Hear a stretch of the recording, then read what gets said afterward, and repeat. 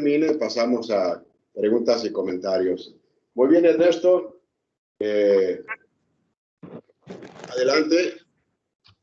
Gracias, hermano. Comenzaremos el estudio de esa bella obra. Nos quedamos en la última sección analizando las creencias del gran Giordano Bruno, su proceso judicial, lo que hizo la Inquisición, y hoy vamos con el título Bruno, un pitagórico.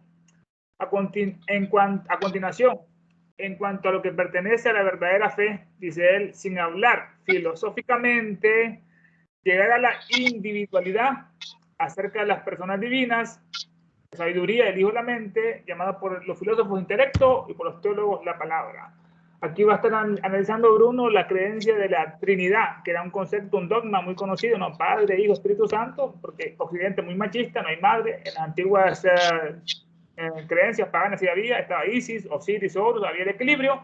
Después vino esta religión semita muy machista y a la mujer le quitó porque tenía más dones supuestamente espirituales y le relegó a la cocina, como hicieron los católicos y los evangélicos. Entonces Bruno está analizando que esta Trinidad dice que en cuanto a lo que pertenece a la verdadera fe, entre comillas, ¿no? La fe cristiana, sin hablar filosóficamente, o sea, sin hablar sin sabiduría, sino hablar con tontería, llegar a la individualidad. Esto es interesante, la individualidad de esa Trinidad. Son tres, pero son uno. Así como nosotros tenemos un corazón, sentimientos, tenemos una mente, que son pensamientos, y tenemos un espíritu, que es el SAT, de la esencia. Los tres son distintos centros de control nervioso, o mental o emocional, pero los tres forman un solo ser. Esta individualidad acerca de las personas divinas ha de creerse, dice en el PDF, en la individualidad de las divinas personas, Padre, Hijo y Espíritu Santo. La sabiduría es la primera, la sabiduría es Sofía, es la gran madre, el verbo, es la madre del verbo, del logo que encarna, es la Mahat, la mente universal en este caso, es lo más alto que hay en la manifestación en la mente. Como nosotros somos el microcosmos, el macrocosmos, tenemos un encéfalo, lo estoy hablando del cerebro, las neuronas, cómo se conectan.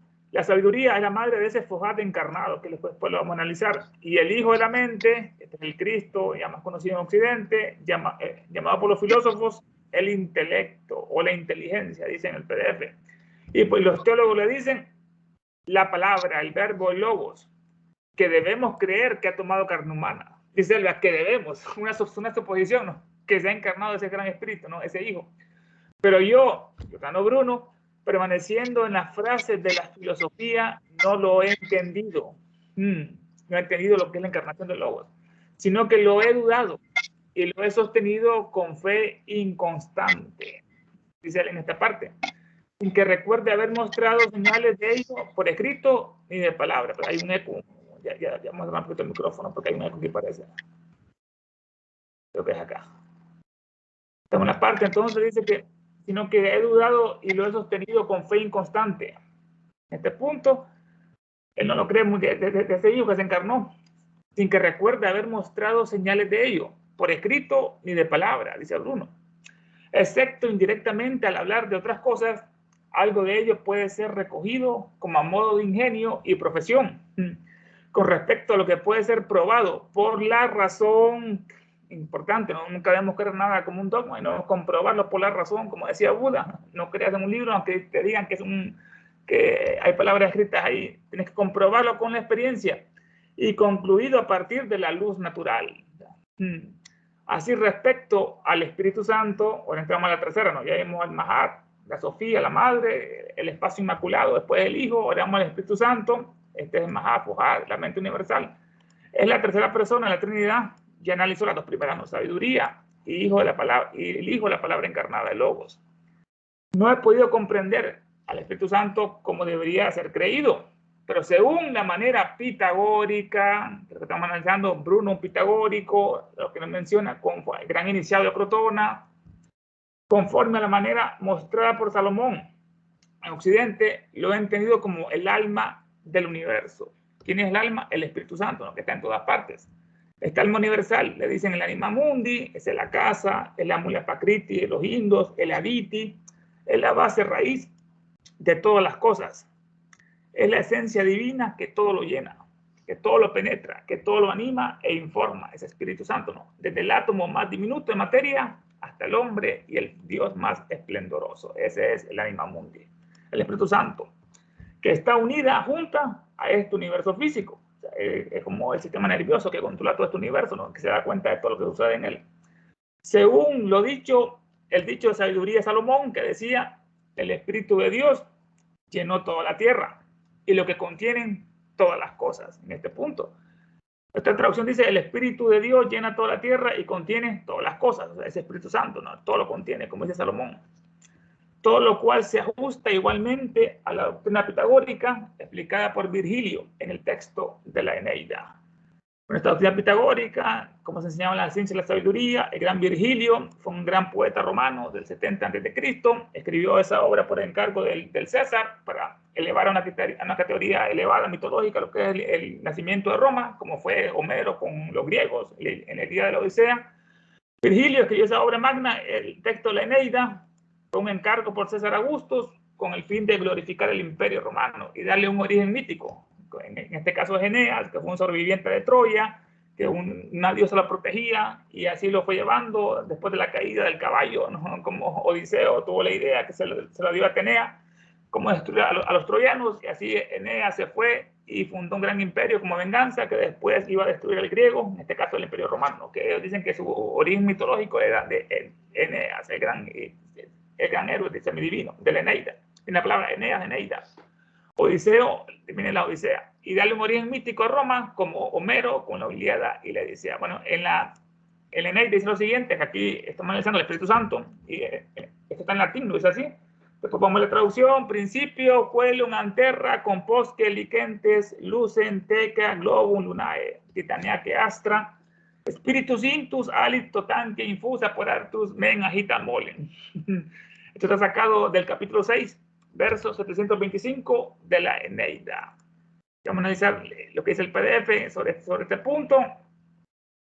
Dice, bueno, el principio del cielo está sacado, lo primero es el cielo y la tierra y los campos radiantes que fluyen, y el luminoso globo de la luna y los astros o estrellas titánicos. Un espíritu por dentro los nutre a los astros, a las estrellas, ¿no? Y los alimenta, el Espíritu Santo. Y en sus miembros metida le infunde a todo por dentro, todo el cuerpo, una mente agita esa mole. Estos son los espíritus planetarios que controlan los planetas, los gas solares controlan los soles, y con su gran cuerpo se mezcla el espíritu. De ahí el linaje de los hombres y rebaño, todo viene de Espíritu Santo, hombre, rebaño, las vidas que vuelan, las aves y los monstruos que en el ponto, que en el océano lleva bajo su llanura marmorea. La traducción más o menos de este párrafo muy lindo, lo que es Espíritu Santo, dice otra traducción: lo primero fue el cielo y la tierra y los campos radiantes, y el luminoso globo de la luna y los astros titánicos, la gigantesca astros como nuestro Sol, como Betelgeuse, como Aldebarán, como Antares en Escorpión. Un espíritu por dentro los nutre a todos estos astros, el Espíritu Santo, el Diani, estamos en la tercera persona de la Trinidad. Un espíritu por dentro los nutre a estos soles, y en sus miembros metida una mente agita esa gran mole, ¿no? Esos espíritus planetarios, astros, estrellas, planetas, y con su gran cuerpo se mezcla. De ahí viene el linaje de los hombres, rebaños y las vidas que vuelan, y los monstruos que en el ponto, en el océano, lleva bajo su llanura marmorea, mármol. Otro dice así, sobre este Espíritu Santo, la Eneida: en el principio los cielos y la tierra y la llanura se derretían, los líquens, y el brillante globo de la luna, que fue la tercera cadena, ¿no? Titania y las estrellas. Del espíritu se alimenta en su interior, estos soles, y al estar todo infundido a través del marco, la mente agita la masa, igual que nosotros, la mente controla el cuerpo físico. Ante todo sustenta cielo y tierra y los líquidos llanos. El Espíritu Santo sustenta, ¿no? Todo lo llena, todo lo anima, todo lo informa. Y el luminoso globo de la luna y los titánicos astros, un espíritu interno y un alma que penetra cada parte y que pone su mole en movimiento y se infunde en su fábrica imponente. En él tienen su origen, en este Espíritu Santo, ¿no? Este fuego celestial etérico, es un fuego celestial etérico. Tienen su origen los hombres y los brutos, las aves y cuantos monstruos cría el mar bajo su lámina de mármol. Para empezar, el cielo y la tierra y los líquidos llanos y el luminoso globo de la luna y el astro titanio. Un espíritu interior los alienta y un alma metida en sus miembros de vida, da vida a la mole entera y se mezcla con el gran cuerpo del Espíritu Santo, ¿no? El universo como lo anima todo. De ahí viene la estirpe de los hombres y los ganados y la vida de las aves y los monstruos que en el ponto guarda bajo la superficie de mármol. De fuego es su vigor y celeste su origen. Ese Espíritu Santo viene el fuego, ¿no? Como el fuego que descendió en el Pentecostés, que así hablaran todos los discípulos, hablaban lenguas y curaban a las personas. Y las líneas que siguen, dice, de este espíritu, pues que se llama la vida del universo, la anima mundi, da la vida a todos los átomos, a todos los minerales. Este espíritu, pues, que se llama la vida del universo, entiendo, dice Bruno, en mi filosofía, que procede de la vida y el alma, a todo lo que tiene vida y alma en todo este universo, ¿no? De este Espíritu Santo. Que además entiendo que es inmortal, como también a los cuerpos, que en cuanto a su sustancia son todas inmortales. Entonces, es interesante lo que dice, ¿no? Cómo viene la vida, que es el prana, un principio fundamental en todo el universo, todo tiene vida. Da la vida a este Espíritu Santo, la tercera persona, a todo átomo, minerales, plantas, animales, humanos, soles, etcétera, galaxias, todo es vida, todo se mueve, hasta las moléculas, átomos de las piedras se mueven, tienen electrones que están en movimiento, todo viene de este Espíritu Santo, que viene ese prana, viene ese fohat, que todo lo anima, y dice que todo esto, bueno, viene de ahí, toda la vida y alma de este universo, que además entiendo que es inmortal. Interesante, el Espíritu Santo es inmortal, como también los cuerpos, que anima. Que en cuanto a su sustancia, su esencia, son todos inmortales, no habiendo otra muerte que la división y la disgregación o congregación. Doctrina que parece expresada en el Eclesiastés, donde se dice que no hay nada nuevo bajo el sol, lo que es lo que fue. Interesante en esta parte lo que dice Bruno. Vamos a leer el PDF como está mencionado por acá, que se parece mucho, pero está diferente. Dice, bueno, con respecto a la verdadera fe, prescindiendo de la filosofía, ha de creerse en la individualidad de las divinas personas, Padre, Hijo y Espíritu Santo, individualidad, son 3-1, y que la sabiduría primera, el hijo de la mente, esta sabiduría está más llamada por los filósofos inteligencia o intelecto, el verbo, y por los teólogos el verbo encarnado después, ¿no? Tomó carne humana. Pero a la luz de la filosofía dudo de estas enseñanzas ortodoxas, dice Bruno, que está dudando, aunque no recuerdo haberlo dado a entender explícitamente, ni de palabra ni por escrito, sino de un modo indirecto, al hablar de otras cosas que con toda sinceridad creo que pueden ser demostradas por un natural juicio. Así en lo referente al Espíritu Santo o tercera persona, no lo comprendo de otra manera que como lo entendieron Salomón y Pitágoras, es decir, como el alma del mundo, anima mundi, compenetrado con el universo, pues según Salomón, el Espíritu de Dios llena toda la tierra y contiene todas las cosas. Y esto recuerda a sí mismo con la doctrina pitagórica, expuesta por Virgilio en el texto de la Eneida que estuvimos analizando, ahí está retirado, es como está analizando lo que es Salomón, ¿no? Y con el Espíritu Santo, también como dice la Eneida, el pagano, Eneas, en este caso Virgilio, de este espíritu, que la vida del universo procede a mi entender la vida y el alma de todo lo que tiene alma y vida en este universo, es prana, todo. Además, creo en la inmortalidad del alma, lo mismo que en la del cuerpo, como lo decíamos, estamos analizando después la metempsícosis en la sección última, con la reencarnación, pues lo que a su sustancia se refiere, también el cuerpo es inmortal en su esencia, ¿no? Ya que no hay otra muerte que la disgregación, según parece inferirse en la sentencia del Eclesiastés, que dice que no hay nada nuevo bajo el sol, lo que es lo que será. Parecido. Además, Bruno confiesa su incapacidad para comprender la doctrina de las tres personas en la divinidad. O sea, él no comprendía ese dogma, como la gente tenía que pensar. Y si alguien difería, bueno, lo trataban de hereje, le hacían cosas en la Inquisición, lo metían preso como Galileo. Así confiesa Bruno su incapacidad para comprender esa doctrina. O sea, no tiene sentido, no, un padre, un hijo, Espíritu Santo, no hay una madre, ¿cómo ver un hijo? Estas son doctrinas, bueno, de la naturaleza. Doctrinas de las que según las leyes de la naturaleza no son entendibles, pero sí según las leyes espirituales, donde los dioses pueden crearse a sí mismos como Anupadaka, sin padre, sin madre. Son doctrinas espirituales. Así que no entiende esta doctrina de las tres personas de la divinidad y sus dudas sobre la encarnación de Dios en Jesús, como estamos analizando, ¿no? Si realmente encarnó el Todopoderoso, el Logos en Jesús. Tiene sus dudas él sobre la encarnación de Dios en Jesús. Decía que él tenía miedo a la muerte en la acusación que le hizo aquel tipo a su discípulo, pero pronuncia firmemente su creencia en los milagros de Jesús. Sí creía en los milagros de Cristo. ¿Cómo podría él, siendo un filósofo pitagórico, desacreditarlo? Esos milagros de Jesús, ¿no? Que curaba a los enfermos, le daba vista a los ciegos, que esto que lo otro, que le multiplicaba el alimento. ¿Cómo podría él, Bruno, siendo un filósofo pitagórico, desacreditar a Jesús? Si bajo la despiadada presión de la Inquisición, él, como Galileo, se retractó posteriormente y se encomendó a la clemencia de sus perseguidores eclesiásticos, debemos recordar que habló como un hombre que se encontraba entre el potro y la leña de la hoguera. Bueno, sabemos todo lo que sufrió Bruno, lo metieron muchos años preso en el calabozo, esto de la Inquisición, así como Galileo Galilei, que nació en Italia, muy conocido, en 1564, un gran astrónomo, ingeniero, matemático, físico, relacionado estrechamente con la revolución científica. Con un pequeño aparato, un telescopio creado manualmente, lograron ver a Júpiter, que tenía muchos satélites, lunas, y se dio cuenta que estos giraban alrededor de Júpiter y no de la Tierra. Y con solo esa evidencia científica, se dio cuenta de que toda la teoría geocéntrica, que la Tierra del centro del universo, era totalmente falsa, al solo ver una luna que estaba dando la vuelta a Júpiter y no a la Tierra. Considerado el padre de la ciencia moderna, Galileo, padre de la astronomía moderna, padre de la física moderna. En su última acusación, dijo esas palabras que quedaron para la inmortalidad, y pur se mueve. Sin embargo, la Tierra se mueve, no está estática, no es el Sol que gira alrededor de la Tierra, todo lo contrario.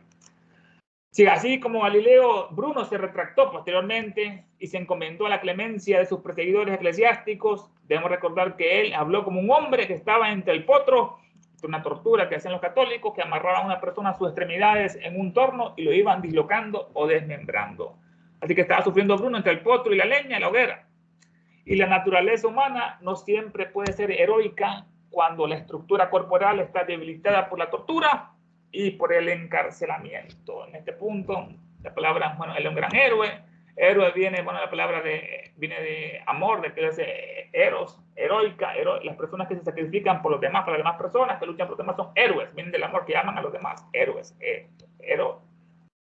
En este caso, Cupido o Eros. La naturaleza humana no siempre puede ser heroica cuando la estructura corporal, el cuerpo, está debilitado por la tortura y el encarcelamiento.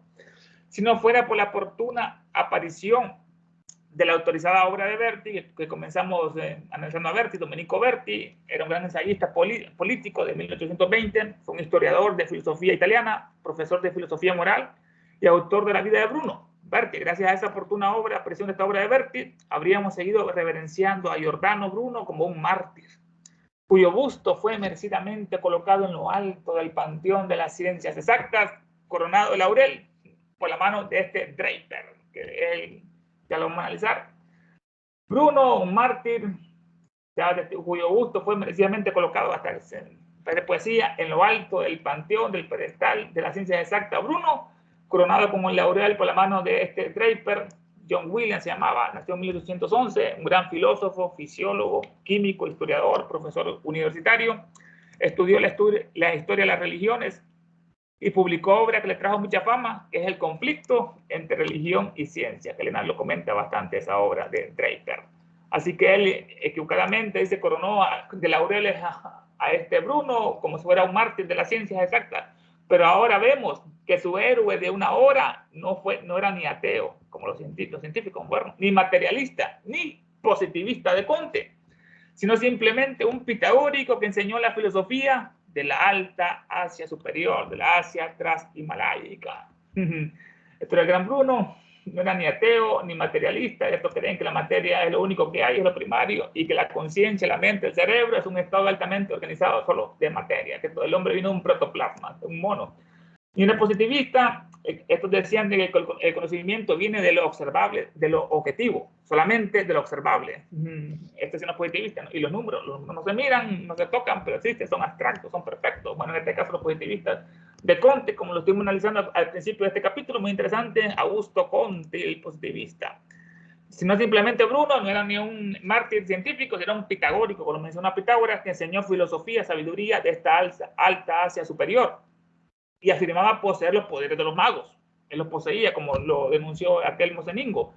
Estos poderes son los sidis, estos sidis son superiores e inferiores, son los poderes, y los inferiores son la levitación, lectura de pensamiento, la telequinesis, y un sidi superior es la capacidad de cambiar la historia. Imagínense, son sidis muy superiores, están muy ocultos, porque son muchos poderes que pueden revelar, cambiar la historia. Así, bueno, Bruno afirmaba tener poderes sidis tan despreciado por la propia escuela de Draper, estos poderes, ¿no? Este científico. No ha ocurrido nada más divertido que este contratiempo desde que los irreverentes arqueólogos descubrieron que la supuesta estatua de San Pedro no era otra cosa que el Júpiter de Capitolio.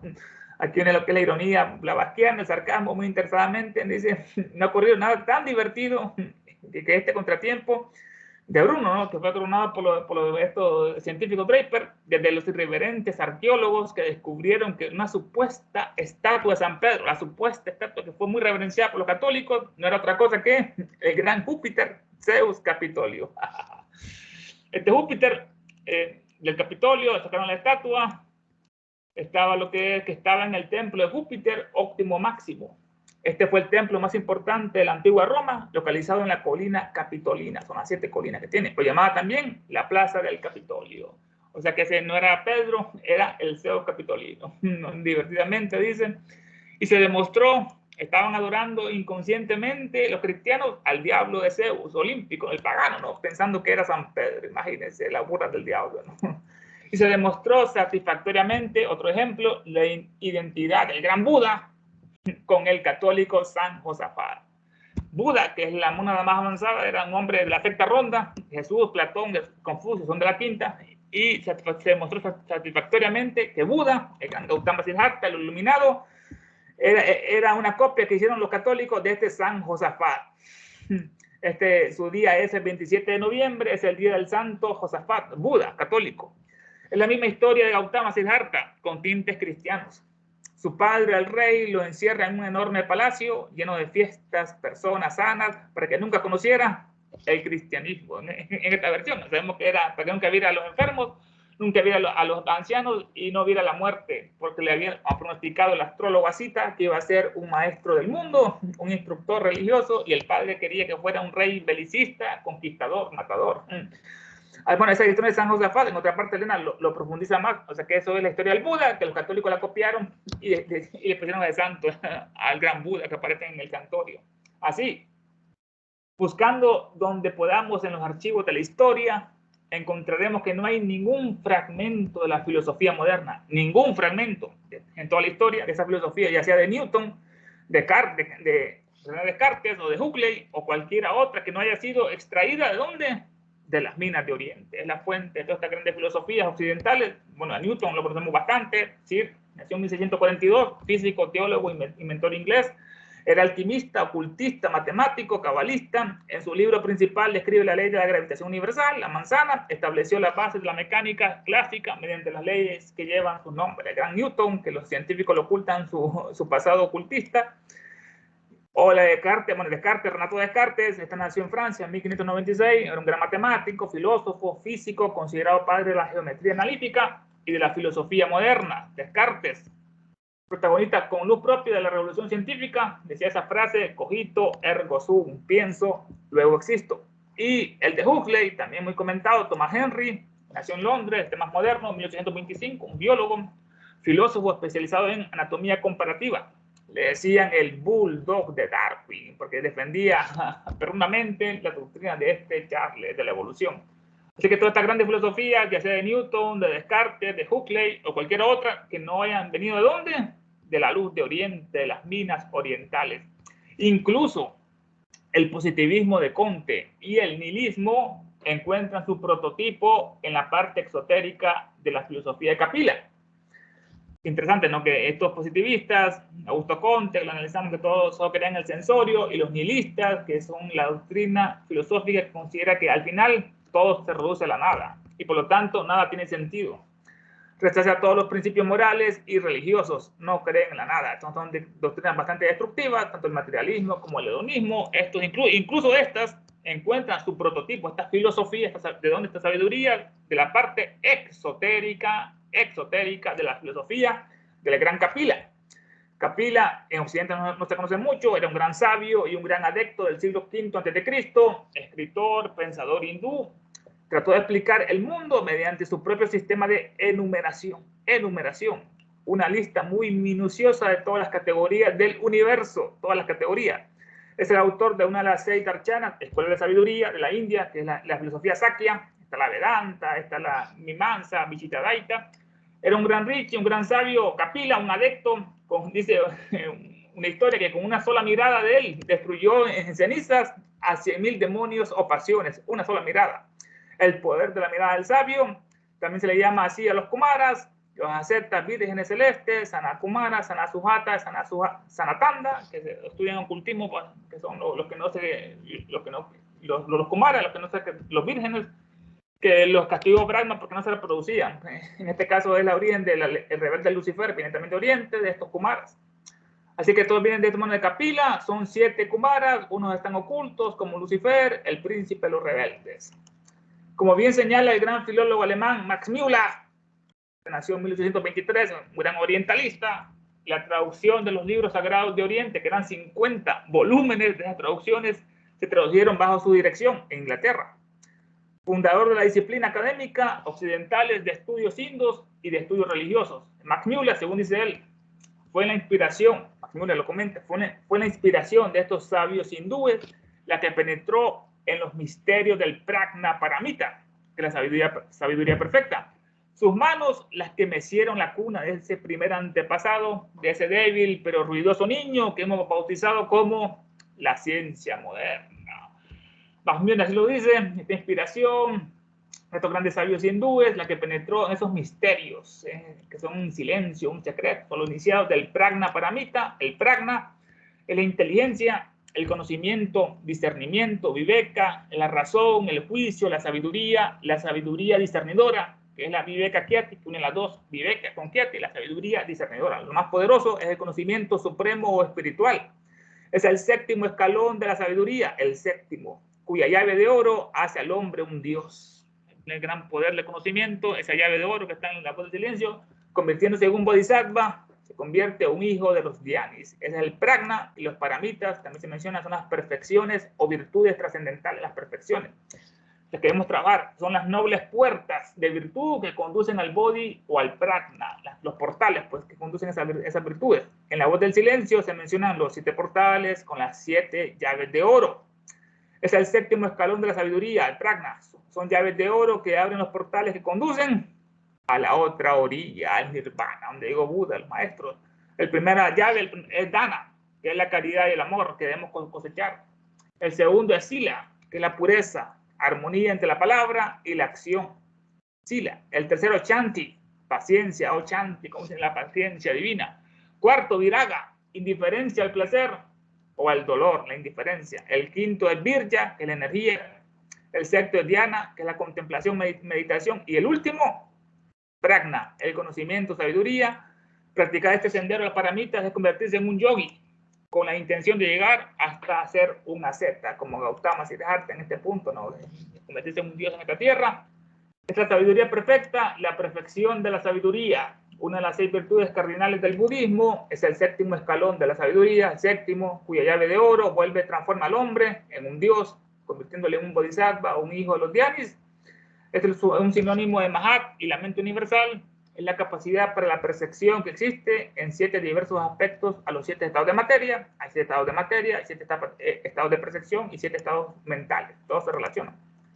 Sus manos de estos grandes sabios hindúes son los que mecieron la cuna de ese primer antepasado, de ese débil, dice, pero un ruidoso niño que hemos bautizado como la ciencia moderna. Cómo termina él en este capítulo magníficamente con esta visión de los sabios hindúes, del prajna paramita, la sabiduría perfecta, y ese niño ruidoso que nos puede, dice, hay que ponerle trampa porque nos puede ser nuestro altar, esa ciencia moderna. No sé, hermanos, preguntas, comentarios del estudio que les ha parecido, hermanos, son bienvenidas. Sí, Ernesto, solo una cosita, que la Iglesia Oriental no consideró nunca y no considera tampoco hoy la divinidad de Jesús. Es por un lado. La otra es que ellos no creen en la Inmaculada Concepción, o sea, y para ellos no existió nada de eso. Esa fue la razón por la cual Constantino y sus secuaces destruyeron muchos documentos y nunca se tomó en cuenta a la iglesia, a la iglesia de Oriente. Ellos hasta ahorita no reconocen a Jesús ni su divinidad, ni tampoco la Inmaculada Concepción. Ellos vieron a un Jesús como un profeta que vino a la tierra, ¿verdad? Igual que el Islam tampoco no lo considera como el Hijo de Dios ni nada de eso. Esos son cuentos que se crearon a partir del año 325, cuando se constituyó la iglesia católica al mando del secuaz de Constantino, ¿verdad? Estas son cosas a tomar en cuenta y por eso es bueno leer este documento que te mencionaba, el carácter esotérico de los evangelios, que la señora pues lo pone en relieve con todo esto que estamos hablando. Nada más, Ernesto. Entonces, lo que vemos aquí representa en estos escritos el tercer objetivo, ¿verdad? Porque aquí se hace esa comparación, el estudio comparativo de religiones, filosofías, ciencias antiguas y modernas, ¿verdad? Entonces, todo lo tenemos a través de Isis sin velo y de la doctrina secreta y de muchos escritos. Por eso menciona a diferentes personajes, diferentes sistemas filosóficos y religiosos. Por ejemplo, al final de la página 121 que tenemos nosotros, ¿verdad? Donde dice, según Salomón, el Espíritu de Dios, y claro, aquí la palabra Dios obviamente no se entiende como se entiende ahora en las religiones, ¿verdad? Aquí se habla como de ese principio, diríamos. El Espíritu de Dios llena toda la tierra y contiene todas las cosas. Y luego enseguida dice, ¿verdad? Porque ahí está haciendo una acotación. Esto concuerda asimismo con la doctrina pitagórica, Pitágoras, ¿verdad? Expuesta por Virgilio, ¿verdad? Porque muchos de estos sabios no escribieron nada. Expuesta por Virgilio en el texto de la Eneida, que ahí ya nos explicó bastante sobre esto escrito Ernesto, ¿verdad? Y si vemos entonces acá esta parte que está traducida de latín a nuestro español en este caso, y con la explicación que ha dado Ernesto, aquí podemos encontrar mucha simbología de lo que estábamos hablando, ¿verdad? Como tú mencionaste, ¿no? La expresión de él, lo que estaba hablando de una cosa, y luego sabemos que cuando uno menciona algo, es una forma como cada quien lo entiende, pero como tú dijiste, tiene muchos significados, ¿verdad? Cada cosa tiene un sinfín de significados para cada estudiante.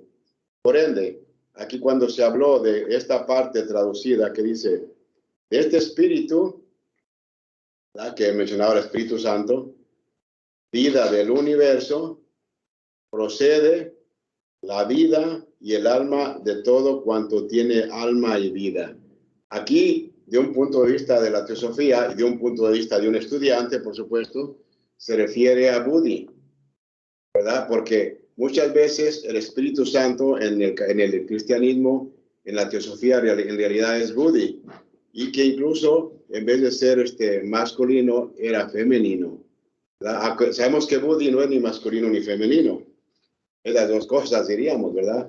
Porque es este segundo aspecto universal de alma buddhimana. Por ejemplo, entonces, a veces se hace esta expresión, padre, madre e hijo. En este caso, si nos vamos al aspecto universal, padre es el espíritu o atma. Madre sería el Espíritu Santo o Buddhi. Y el hijo, universalmente hablando, es el universo manifestado. El hijo que surge de estos dos aspectos, padre y madre, ¿verdad? Espíritu y alma espiritual, Buddhi. Entonces, espíritu, alma espiritual, y surge el hijo, el universo manifestado. Por ende, esto se puede hacer análogo en otras cosas diferentes, por ejemplo, en nuestro sistema solar, en nuestro planeta, en nosotros mismos. Padre, madre e hijo. Así como es arriba, es abajo.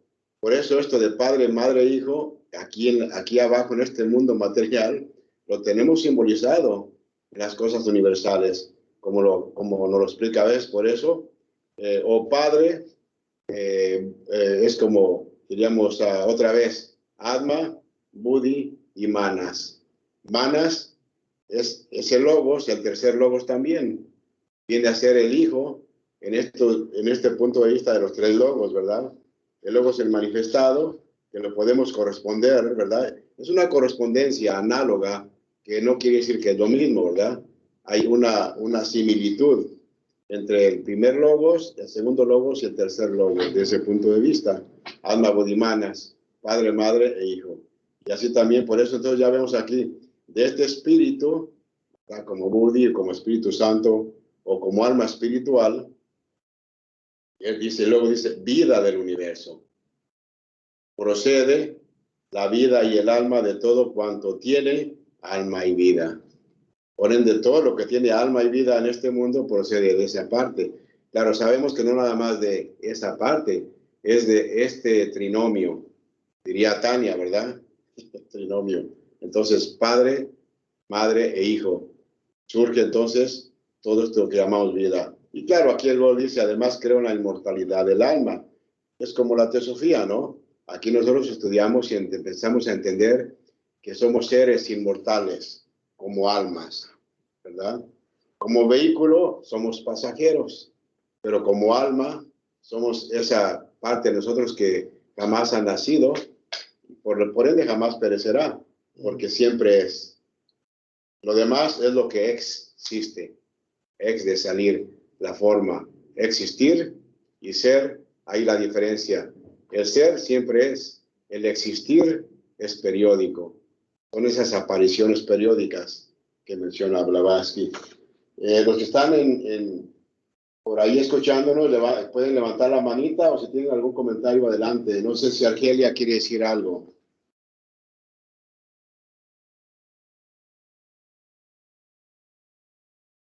¿Qué no tienes el micrófono apagado? ¿Dijiste? No, ya no. No, lo apagué mientras leía Ernesto, para que no se escucharan. Ya está. Sí.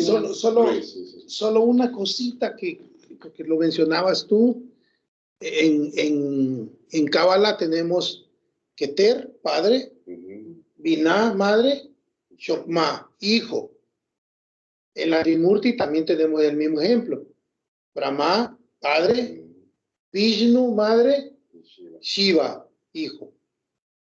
Es como tenemos el segundo objetivo de la filosofía esotérica, de la filosofía teosófica, la comparación de filosofía, ciencias y religiones. Entonces ahí estás viendo la analogía correspondencia. ¿cómo es el otro? Sat Chitananda, igual lo mismo. Las tres gunas, Sattva, Tamas y Rajas, otra vez vuelves a salir ese trinomio. Entonces, pone en relieve estos diferentes sistemas y te das cuenta cómo van jugando dentro del segundo objetivo de la filosofía teosófica. Cada uno de los sistemas representando lo mismo, pero con diferentes nombres. Nada más, Roberto. Sí, ahí está el sistema comparativo, ¿no? Del estudio teosófico y filosófico. ¿Vas a decir algo, Arturo? No. Muy bien, entonces adelante, comentarios o preguntas, y si no, Ernesto, adelante.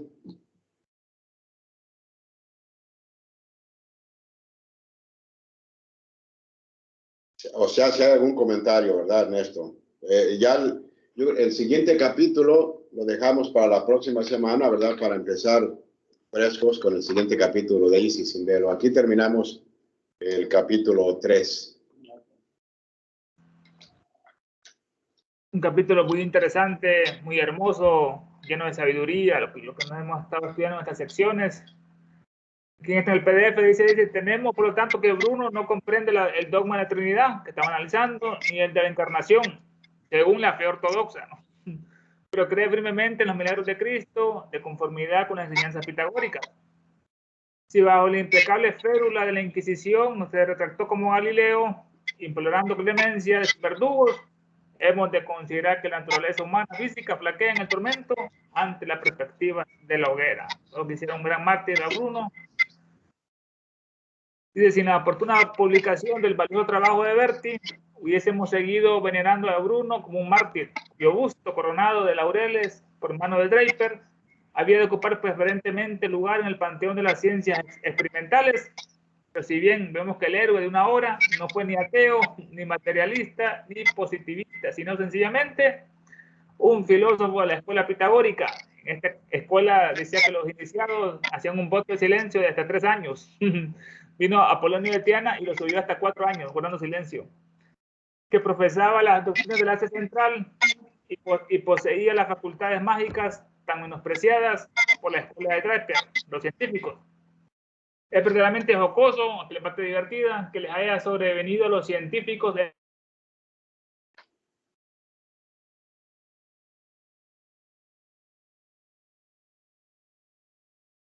que la de Júpiter Capitolino y que el Josafat de los católicos era el mismísimo Buda. Se parece mucho en la traducción.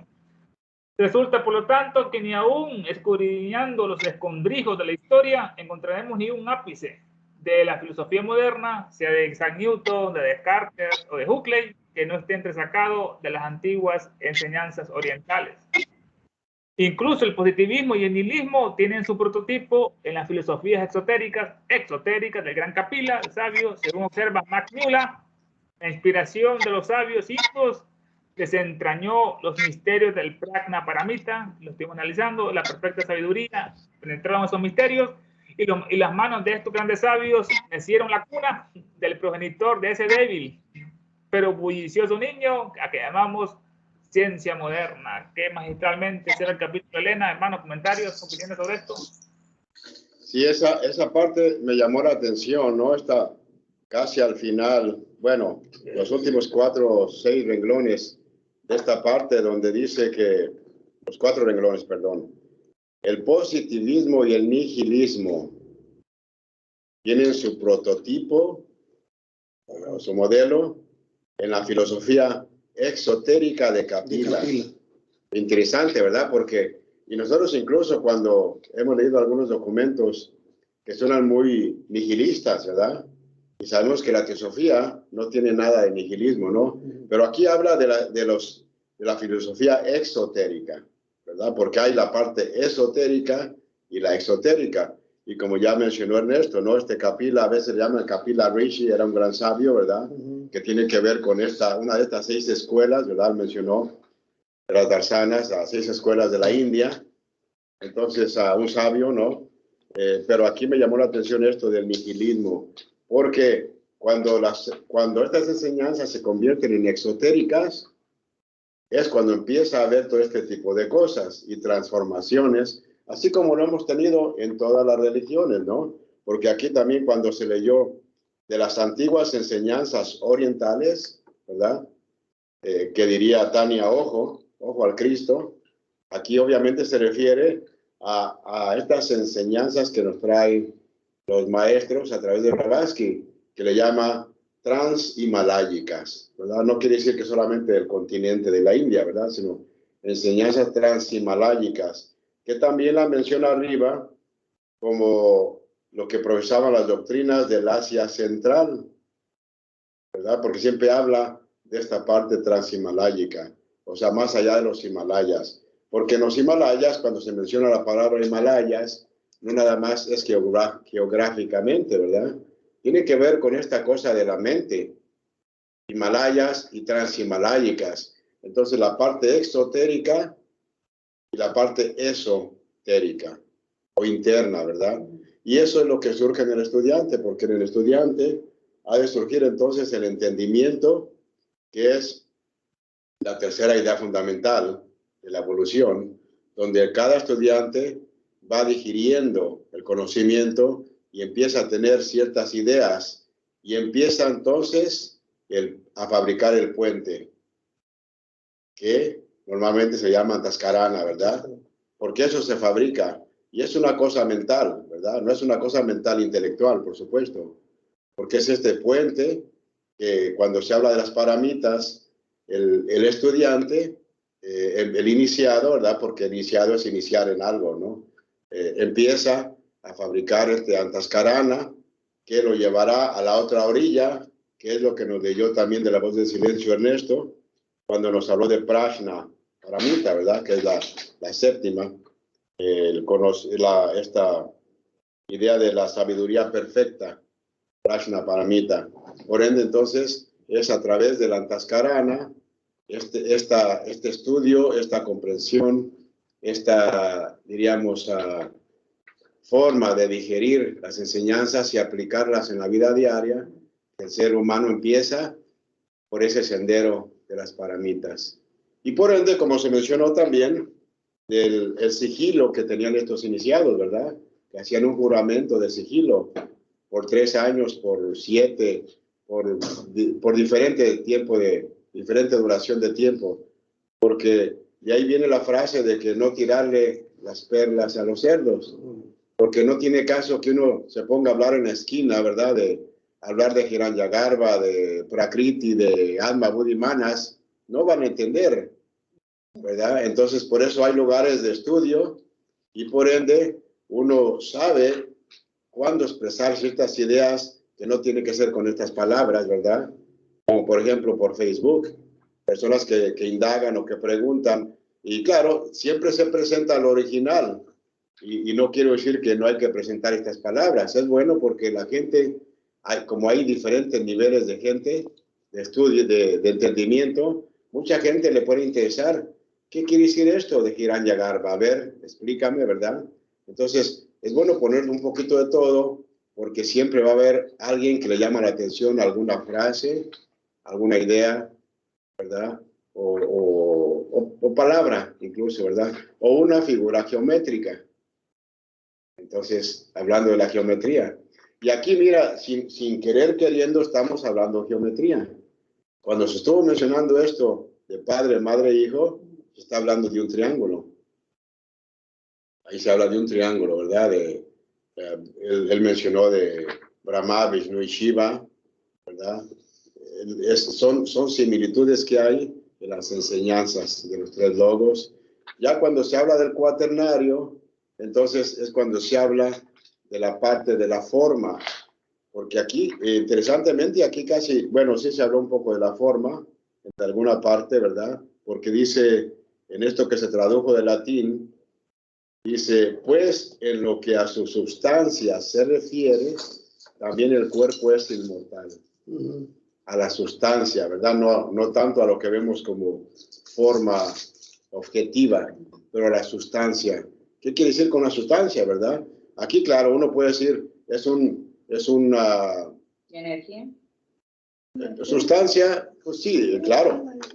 No hay sustancia sin energía, ni energía sin sustancia, ¿verdad? Es una energía.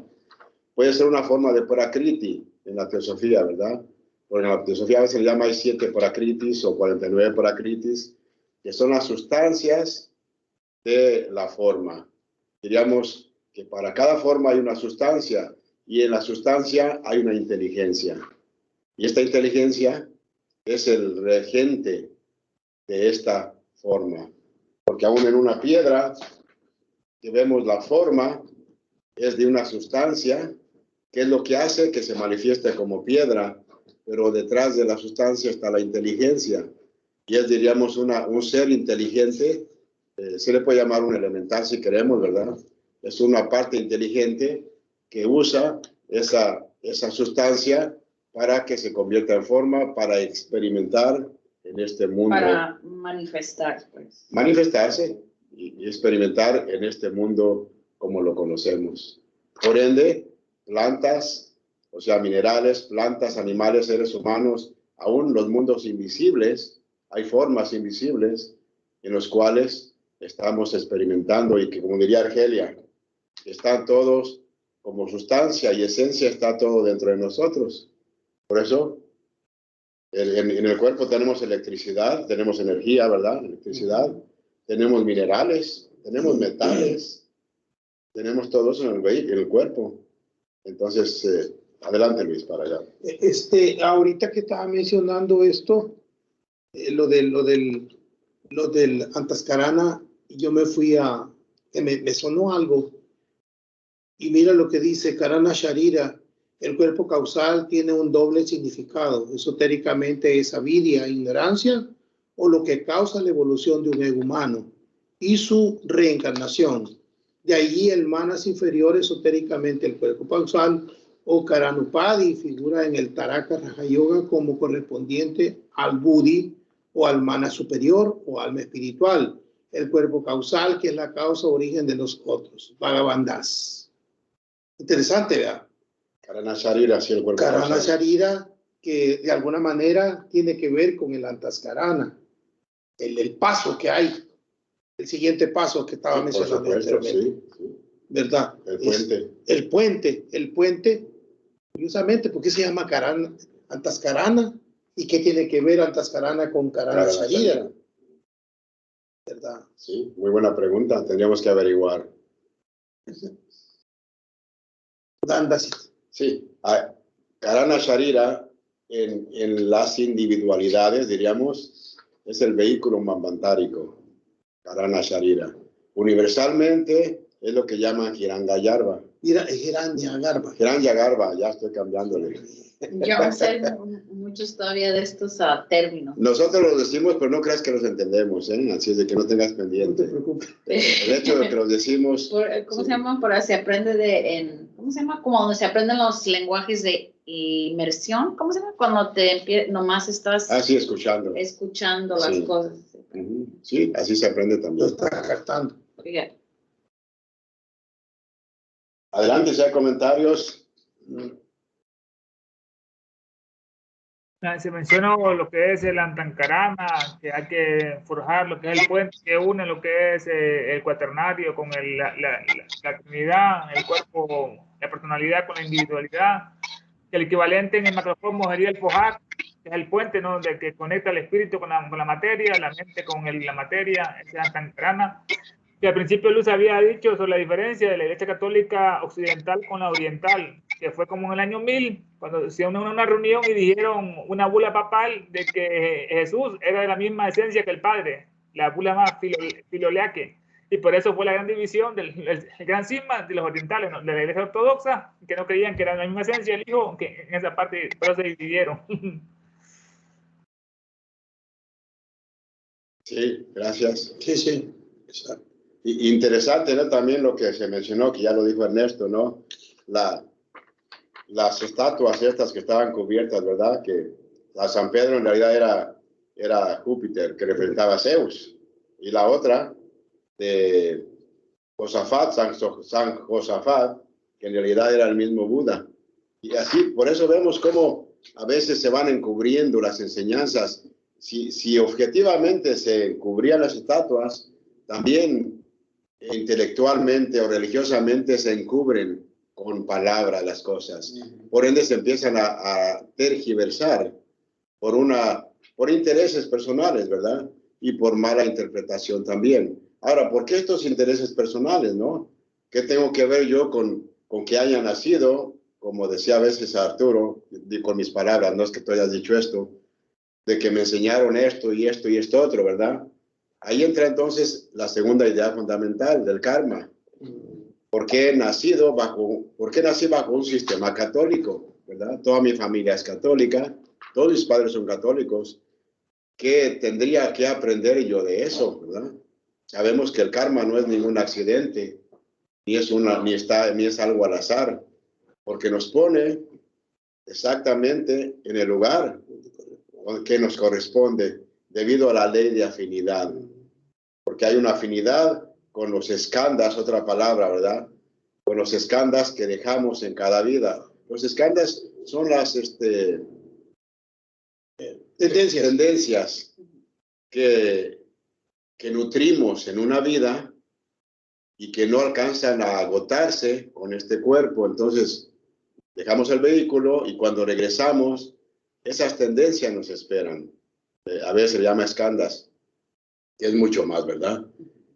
Tendencias o atributos, Roberto. O atributos, gracias. Sí. Entonces nos esperan para volver a incorporarlas. Por eso nacemos donde nacemos. Ya había sido en China, en Japón, o cristianismo, judaísmo, donde sea, ¿verdad? Por eso el karma no comete errores. Y por ende, entonces, algo debimos de haber hecho. Y no lo digo como... Por algo vivo yo aquí, como un bloque de aquí, que sí, aquí está. Por algo, mira, por algo tienes que encontrarte con nosotros. Yeah. Sí, mira nomás, qué fortuna, qué mala fortuna, no. Entonces, y claro, esto no se ve como ni negativo ni positivo, yeah, ¿verdad? Se ve como algo que el karma nos pone aquí. Como el Tao, ¿cómo dicen? Como el Tao que se va a presentar, ¿no es el verdadero Tao? Yeah. ¿O qué ibas a decir? ¿Cómo se dice el Tao? Es como nomás algo que... Porque dijiste que no es negativo ni positivo, ¿verdad? Sí. Es como neutral, ¿no? Neutral, pues sí, es la palabra neutral, sí. Claro, como a uno hay cosas o experiencias que no nos gustan, le llamamos negativo. Y hay algo que nos gusta, le llamamos positivo. Sin embargo, para cada persona es diferente. Yeah. Y por ende, entonces, el karma no es ninguna de las dos cosas. Es solamente lo que a uno. lo que a cada quien le toca, para que no se escuche tan mal. Lo que a cada quien le toca es algo que, y no también como negativo ni positivo, sino que es algo que tenemos que aprender basado en causas que pusimos en movimiento. Ahora recibimos los efectos. Por ende, un yogi o un adepto puede vivir en condiciones, entre comillas, muy negativas o desastrosas, pero él no es infeliz, porque él no se identifica con su medio ambiente. Él va a vivir y ahí, en ese lugar, puede ayudar a muchos seres humanos. En vez de quejarse, ¿no? Como quejarme yo, que me quejo de esto, Que del me otro ando y del quejando otro. yo de tantas cosas esta semana. Pero así pasa. Sí, esa es la idea, ¿no? De que donde nacimos, a ver cómo puedo ayudar, ¿verdad? En vez de quejarme, en vez de que me ayuden. Claro, esta es una idea de un estudiante, no de todos. Pero esa es la idea de que el karma nos pone en el lugar adecuado. Bueno, el tiempo se ha terminado, pero vamos a ver si alguien más quiere comentar.